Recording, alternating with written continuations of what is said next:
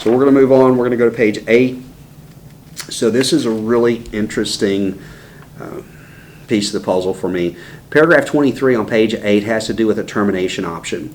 In the state of Texas, the broker-lawyer committee decided that the seller has an unfair advantage because they have information about the home that the buyer does not.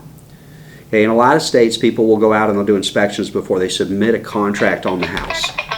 So they'll do that, and in Texas, though, it's done a different way. You go out, you negotiate the contract, you get the contract executed, and then most times part of the agreement is that there's a due diligence period. It's called an option period for the buyer to come in, bring their inspectors, check out the house, do everything. Now, the only way that an option is valid is through an exchange.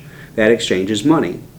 Basically, the buyer says, I'll give you X amount of dollars to let me have the house, off the market to do all of these inspections, and then if I find something I don't like during that period of time, 7 days, 10 days, 14 days, whatever you've negotiated, whatever the parties agree on, during that period of time, I can opt out. The buyer can opt out. Now, the seller is tied in. They don't have an option period. They can't opt out. If someone else comes along and says, I'll pay you this much cash for your house, you can't kick the other guy out unless there's some other conditions to the contract. But this option period is for the buyer only.